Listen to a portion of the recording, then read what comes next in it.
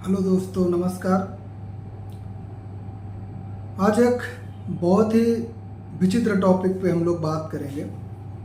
इस समय social media के बहुत सारे लोग एक शॉर्ट्स को भेज रहे हैं, जिस शॉर्ट्स में कई सारे प्रवचनकर्ताओं की एक क्लिप तैयार की गई है, जिसमें वह लहसुन प्याज के बारे में अलग अलग तरीके से अपना वक्तव्य दे रहे हैं और इसको सोशल मीडिया पर बहुत सारे लोग प्रसारित कर रहे हैं। क्योंकि आजकल के लोग जो है सोशल मीडिया का ज्ञान इतना ज़्यादा प्रसारित हो गया है और उस पर लोग जो है सोशल मीडिया के ज्ञान को ले करके वो धार्मिक ग्रंथों पर टिप्पणी कर रहे हैं कि कैसे विश्वगुरु बनेगा, या यह ऐसे लोग हैं प्रवचनकर्ता जो भारत को विश्वगुरु बना करके ही दम लेंगे। तो इस पे हम लोग पहले क्लिप देख लेते हैं और इसके बाद उस क्लिप का आशय क्या है उसके बारे में हम लोग, जो मेरा अपना अनुभव है उसके हिसाब से मैं इस पर टिप्पणी करूंगा। पहले चलिए हम लोग क्लिप देख लेते हैं। क्योंकि प्याज और लहसुन का जन्म गंदगी से हुआ, राक्षस के मल से हुआ। अमृत की बूंद जमीन पर गिरने से एक बूंद लहसुन हो गई, एक बूंद से प्याज हो गई। क्योंकि शास्त्रों के अनुसार प्याज की उत्पत्ति कुत्ते के अंडकोश से है और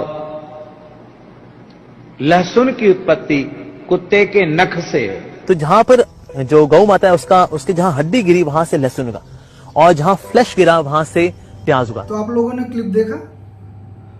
अब इस क्लिप के माध्यम से लोग जो है भारतीय संस्कृति या भारतीय ग्रंथों पर सवाल उठा रहे हैं कि जब सनातन संस्कृति में ऐसे मत भिन्नता है, एक ही चीज को बहुत सारे संत अपने अपने तरीके से प्रसारित कर रहे हैं या अपने अपने तरीके से बता रहे हैं, तो वास्तव में ये हकीकत है क्या? और इसी पर लोग जो फप्तियाँ भी कस रहे हैं, टिप्पणी कर रहे हैं। तो जो मेरा अपना अनुभव है और जो जहाँ तक मैंने देखा उस हिसाब से अगर देखा जाए तो देखिए, सनातन संस्कृति जो है वो प्रकृति को आधार मान करके ही चलती है। इसीलिए सनातन संस्कृति में बहुत सारे वृक्षों की, जैसे पीपल हो गया, तुलसी हो गई, आंवला हो गया, केला हो गया, यहाँ तक कि नदी हो गई, तालाब हो गए, कुएं हो गए, पर्वत हो गए, यहाँ तक कि बहुत सारे पशु, गाय हो गई और भी बहुत सारे पशु जैसे शेर हो गया और मोर हो गया। देखा होगा कि ये सारी चीज़ें जो हैं सनातन संस्कृति में कहीं ना कहीं अपना स्थान रखते हैं। शेर खुखार है, लेकिन उसको हमारे यहाँ माता आदिशक्ति का जो है वाहन बताया गया है। गाय को पूजनीय माना गया है, पर्वतों को भी पूजनीय माना गया है, नदियों को माता स्वरूप माना गया है क्योंकि वो जीवन देती हैं। नदियां ना हो तो किसी भी मनुष्य का जीवन संभव नहीं है। अब हम लोग आते हैं मेन टॉपिक पर, लहसुन प्याज पर। देखिए, लहसुन प्याज पर बहुत सारे संतों ने अपने अपने हिसाब से जो वक्तव्य दिया या जो बताया, उसका मेन रीज़न एक ही है, मेन उद्देश्य एक ही है कि देखिए, जब हम लहसुन प्याज खाते हैं तो हमारे अंदर जो है सात्विक विचार नहीं रहते हैं। लहसुन प्याज जो है वो तामसी प्रवृत्ति का प्रतीक है और इसको खाने से हमारे विचारों में जो है अश्लील विचार पैदा होते हैं। अगर आप सामाजिक हैं, दाम्पत्य जीवन आपका है, तो लहसुन प्याज खा सकते हैं। देखिए, लहसुन प्याज उत्तेजना को बढ़ाता है। तो जो मजदूर लोग होते हैं, जो परिश्रमी लोग होते हैं, वो लोग लहसुन प्याज का सेवन करते हैं। लेकिन जब बात आती है सात्विक विचार की, तो जो संत होते हैं, जो महात्मा होते हैं, जो योगी होते हैं, जो ध्यान करने वाले होते हैं, वह लहसुन प्याज को त्याग देते हैं, छोड़ देते हैं। इसीलिए देखा होगा कि बहुत सारे संप्रदाय में हमारे बहुत सारे, जैसे जैन धर्म ले लीजिए, बौद्ध धर्म ले लीजिए, हिंदू धर्म के बहुत सारे ऐसे हैं संप्रदाय, जैसे वैष्णव संप्रदाय हो गया, तो बहुत सारे ऐसे संप्रदाय हैं जिनमें लहसुन प्याज को त्याग दिया जाता है। इसलिए त्यागा जाता है ताकि उसको खाने से जब हम जो एक समय होता है जो हम आराधना करते हैं तो उसमें गलत भावना या गलत विचार ना आए। जैसे हनुमान जी के अगर हम पूजा करते हैं हनुमान जी की तो उसमें कहा जाता है कि हनुमान जी के जो भक्त होते हैं वो लहसुन प्याज का त्याग कर दें। वैष्णव भक्त जो होते हैं वो भी यही कहते हैं कि लहसुन प्याज का त्याग कर दें, लहसुन प्याज ना खाएं तो अच्छी बात है। आपने देखा होगा कि हमारे ये जैन धर्म में लहसुन प्याज पूरी तरीके से वर्जित बताया गया है। जैन धर्म के लोग जो है अधिकतर लोग, अभी तो कुछ लोग खाने लगे हैं क्योंकि नई पीढ़ी जो है, लेकिन अधिकतर लोग 99% लोग जो है अभी भी लहसुन प्याज नहीं खाते हैं। तो लहसुन प्याज ना खाने का मतलब है कि जैसे आप ध्यान करते हैं, ध्यान में जब हम अपने अंदर की अवस्था को पाते हैं, जब उच्च कोटि में जाना चाहते हैं तो लहसुन प्याज हम खाते हैं तो हमारे विचार भटकते हैं, हमारे अंदर विचार आते हैं और वो विचार हमको भटकाते हैं।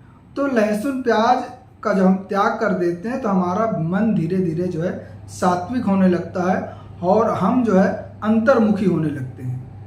लहसुन प्याज खाने से जब हमारे अंदर अश्लील भावना आती है तो उसका कारण ये होता है कि हम लोग ध्यान की उच्च कोटि में नहीं पहुंच सकते हैं। तो जितने भी संत महात्माओं ने लहसुन प्याज को छोड़ने का जो रीज़न बताया, कुछ भी रीज़न हो, बहुत सारे अपने अपने तरीके से बता रहे हैं, लेकिन उसका जो उद्देश्य है उसका उद्देश्य मेन यही है कि जब आप लहसुन प्याज नहीं खाएंगे तो आपके अंदर तामसिक विचार नहीं आएंगे, अश्लील विचार नहीं आएंगे। हम लोग सभी माँ बहनों को एक नज़र से देखेंगे, हमारे अंदर ऐसी कोई भावना नहीं आएगी जिससे हम लोग हमारे विचारों को या फिर हमारे अंदर की भावनाओं में हमारी भावनाएं जो दूषित हों, और भावनाओं के दूषित होने से हम लोग समाज में एक अच्छा उदाहरण प्रस्तुत नहीं कर सकते। इसीलिए सनातन धर्म ही एक ऐसा धर्म है जिसमें बहुत सारी चीज़ों को त्याज्य बताया गया है और प्राकृतिक जितनी भी चीज़ें हैं उनको किसी न किसी रूप में पूजनीय बताया गया, इसलिए उनके किसी न किसी गुण के कारण पूजनीय बताया गया है। जैसे नदी को पूजनीय इसलिए बताया गया है, अगर नदी हम पूजते हैं तो वो हमारी जीवनदायिनी है। गाय को पूजनीय इसलिए बताया गया है कि चूंकि पहले के समय में जो कृषि होती थी वो गाय के बछड़े या गाय से उत्पन्न जो बछड़े होते थे उन्हीं के द्वारा कृषि होती थी। चूंकि वही हमारा जीवन पालन पोषण होता था, गायों के माध्यम से, गाय के बछड़ों के माध्यम से वही खेती बाड़ी करते थे। तो इसलिए कि जो हमको हमारा जीवन चलाता है, जो हमारा पालन पोषण करता है, तो हमको उसको आदरणीय मानते हैं। जैसे हमारे पिताजी हैं या हमारे घर के कोई गार्जियन है, अगर वो कमा कर के लाते हैं, हमको खिलाते हैं, तो उनको हम लोग पिता के समान मानते हैं। तो इसीलिए नंदी का स्वरूप जो है पिता का स्वरूप हुआ, और जो उनकी माता है यानी कि जो गाय है वो हमारे लिए मातृ स्वरूप होती है, इसलिए हम गौ माता का सम्मान करते हैं। और वही प्रक्रिया धीरे धीरे हमारे सनातन संस्कृत में घुल मिल गई, इसलिए हम गाय को पूजनीय मानते हैं। लहसुन प्याज का रीज़न यही है जो हमने बताया। जब मैं ध्यान करता हूँ तो ध्यान में कभी कभी ऐसी अवस्था आ जाती है कि जो है अगर मैं कोई लहसुन प्याज जिस दिन खाया होता हूँ तो मेरे शारीरिक जो, देखिए मेन चीज़ क्या होता है कि हमारे अंदर जब हम ध्यान करते हैं तो हमारा पूरा मन तन साथ में हमारे विचार सात्विक होने चाहिए, तभी हम ध्यान की उच्च अवस्था में पहुंच सकते हैं। और लहसुन प्याज की जो गंध होती है और या इसके अंदर जो भी बहुत सारे तत्व होते हैं जो हमारे शरीर की उत्तेजना को बढ़ाते हैं, जिसकी वजह से हम लोग ध्यान की स्थिति में नहीं जा सकते हैं। तो इसलिए बहुत सारे संत महात्माओं ने अपने अपने हिसाब से, समय के हिसाब से या फिर उनके स्थान के हिसाब से, वातावरण के हिसाब से, या फिर उनका जो अपना क्षेत्रफल रहा होगा जहाँ पर उन्होंने ये लिखा, वहाँ की परिस्थिति को देख करके जो भी विचार उन्होंने लाया, तो उस वजह से उन्होंने जो लहसुन प्याज को जो वर्जित बताया, या लहसुन प्याज को चूँकि जानते थे कि अगर आप बहुत सारे ऐसे आप बचपन में देखते हैं कि बहुत सारे बच्चे होते हैं वो किसी चीज़ को नहीं समझते हैं, तो माँ बाप उसको डर के मारे कि ये चीज़ मत करो, नहीं तो ये हो जाएगा, वो चीज़ मत छुओ, नहीं तो उसमें ये हो जाएगा। तो आपने देखा होगा, आप भी करते हैं। तो इसका मेन रीज़न यही था। और लहसुन प्याज जो संत महात्मा लोग बता रहे हैं उसको ना खाने का रीज़न यही है। तो आशा है आप लोगों को ये वीडियो जो है समझ में आई होगी।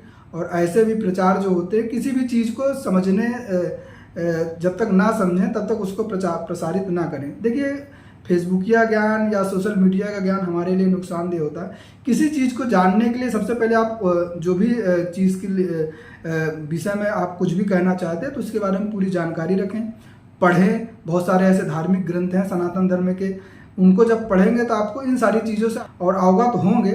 लेकिन जब तक आप पूरा अच्छे से पढ़ेंगे नहीं और ऐसा ही फेसबुकिया ज्ञान देते रहेंगे तो इससे आपकी संस्कृति को नुकसान पहुंचेगा। तो आशा है आपको ये वीडियो एक नई जानकारी देगा। फिर हम मिलते हैं किसी नई वीडियो में, तब तक धन्यवाद।